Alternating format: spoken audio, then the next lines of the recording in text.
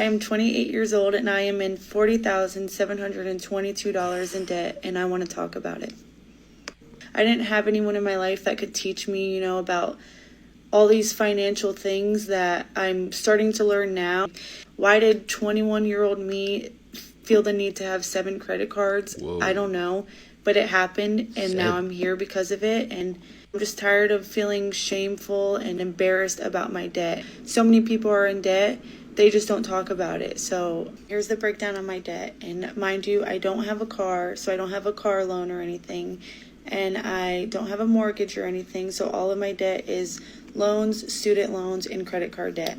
I have an Upstart loan, which is $11,891, and I have a SoFi loan, which is $18,630, and then I have my students, which is $8,370. And then for my credit cards, I have a Best Buy credit card that has $1,685 on it, my Chase credit card, which has $145 on it, and then my Apple credit card, which I regret ever getting this card, but I have $4,205 on it. How did we get here? How did I let this happen? I just fell into the, rat race. It was always, if I saw something I wanted, I just got it, and I was like, I'll just put out my credit card and I'll figure it out later, or I'll pay it off. Sometimes I would pay it off.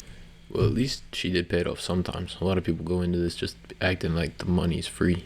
Like they can just spend what the card says they have available. And before I knew it, I had such a high balance on my credit card on multiple credit cards, that I then had to take out a loan to pay off those credit cards to consolidate that debt because it was just too overwhelming for me.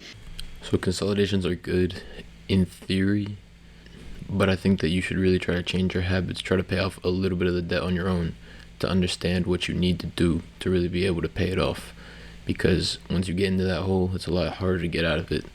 And debt consolidation can just make it easier to get into even more debt, because now all of a sudden all your credit cards are open again. And the credit cards are so easy to use. Sounds like she's got a good head on her shoulders. Like, she knows what she's doing, she knows how she got here, and she knows how she's going to get out of it. Let's see what the comments have to say. 27, I have $50,000 saved, but I do live with my mom, so maybe consider living with your parents. And it only took me 3 years to save up $50,000. I also only make about $70,000 a year. I refuse to move out until I'm married with someone. These are decent ideas. Living with your parents, if possible, is a good idea. Parents also can charge rent. They might live somewhere else where you don't live, where your job isn't. And some things make it a lot harder. But if you can make it work, live in the basement for a little bit where you got privacy, you got your space, it's not terrible. Wait to get married to somebody. It means that you'll have a dual income household. So considering, hopefully, the other person doesn't bring debts of their own to the relationship, they can help you with paying off yours. Just ignore it. It'll go away. I've tried that. That's not too bad. Go over all the debt and what % of interest you're paying on them and attack them one by one. Do anything you can to raise your income or change careers to build up your salary. This will work, but finding a job right now is not that easy. And this job economy is pretty terrible. So finding a job, much less one that pays better, is kind of a long shot, but definitely worth a shot. Look into filing bankruptcy. Can't get rid of student loan debt. A clean slate is better than being dragged in the dirt for years. Yeah, you can't really give up student loan debt, because how do you return something that you learned? It doesn't make much sense. But the rest of the things, she would have to surrender assets. She would have to file in court, which also costs money. There's a lot that goes into bankruptcy, and I believe it would stay on her record for 7 years. Makes it very hard to do anything. So she'd be 35 when it was done. $300,000 of debt here, 34 years old. Not sure how you got that far, but that's some intense debt. 37, and I'm $950,000 in debt. My tenant's paid though.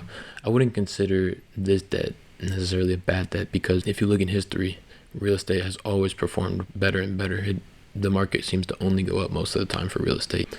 But yeah, wishing her a speedy debt payoff.